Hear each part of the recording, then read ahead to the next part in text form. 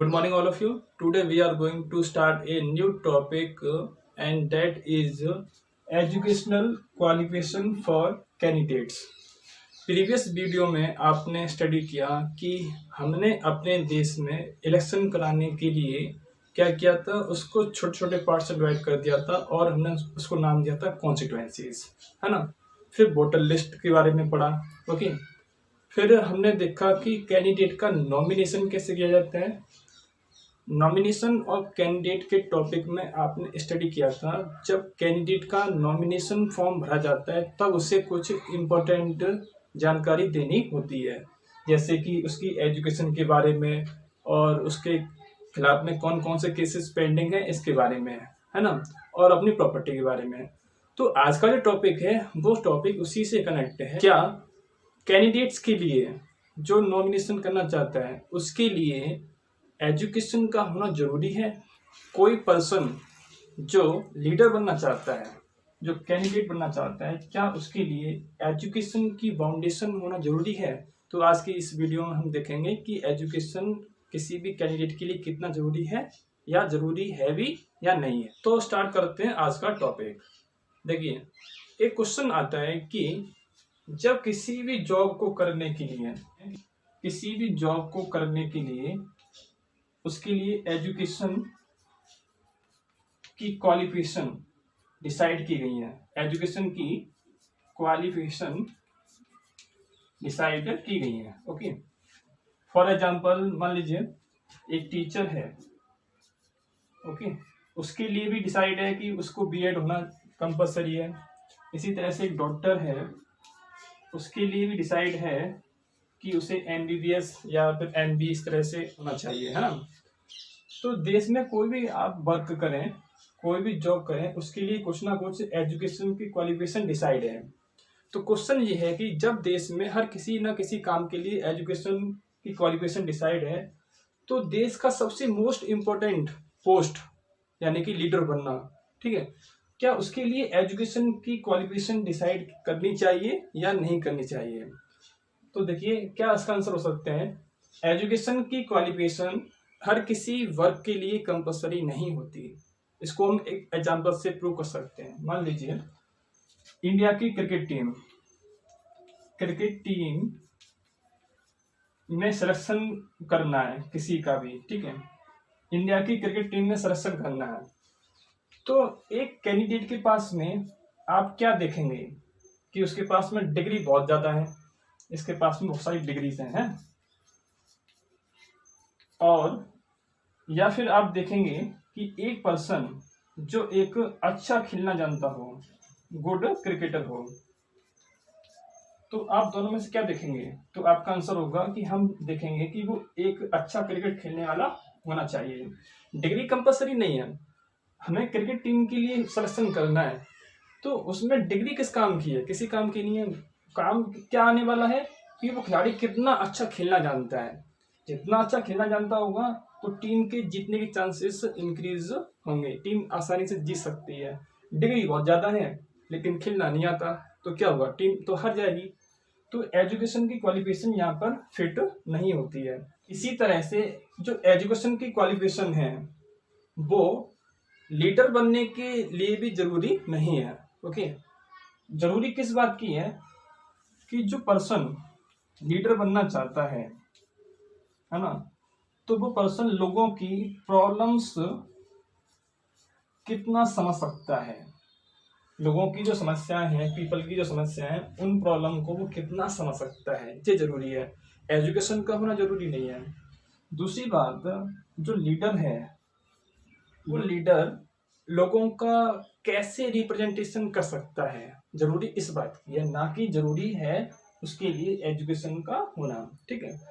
तो यहाँ पर हर किसी जॉब के लिए एजुकेशन का होना इतना कंपलसरी नहीं हो सकता है। दूसरी बात, अगर एजुकेशन कंपलसरी करना जरूरी भी है, अगर एजुकेशन की क्वालिफिकेशन डिसाइड करना जरूरी भी है, तो इस क्वेश्चन को पीपल के ऊपर छोड़ देना चाहिए कि वो लोग कितना इंपॉर्टेंस देते हैं लीडर की। ये आपके पीपल हैं, ये लोग कितनी इंपॉर्टेंस देते हैं किसे?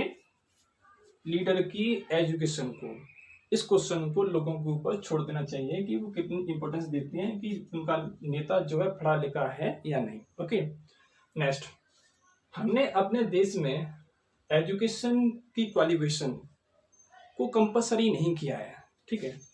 तो उसके पीछे क्या रीजन है? एजुकेशन क्वालिफिकेशन को पुट इसलिए नहीं किया क्योंकि अगर हम इसको पुट करते हैं तो इसके हमें एडवर्स नतीजे देखने को मिल सकते हैं। हमने अपने देश में एजुकेशन क्वालिफिकेशन को इसलिए पुट नहीं किया है, क्यों?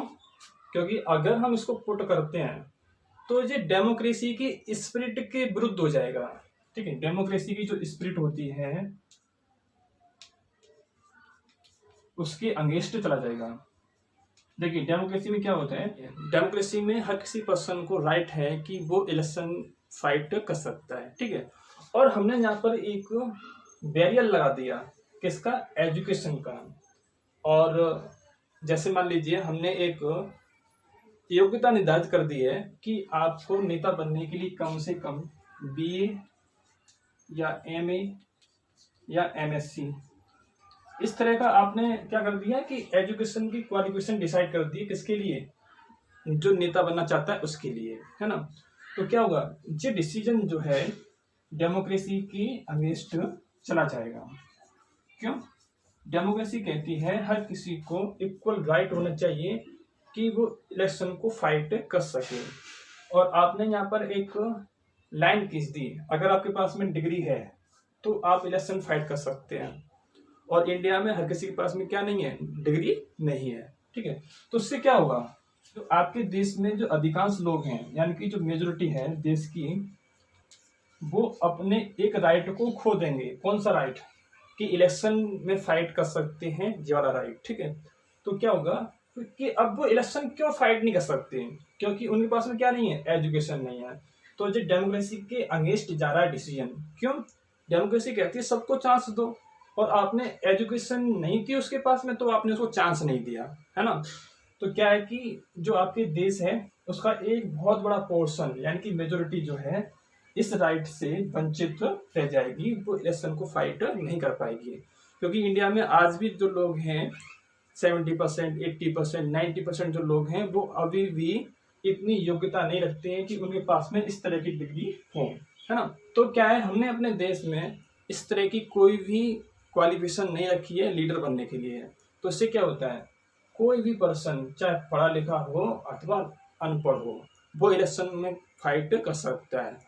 ये डिसीजन जो है एजुकेशन को कितनी इम्पोर्टेंस देनी है, इस डिसीजन को हमने छोड़ दिया लोगों के ऊपर।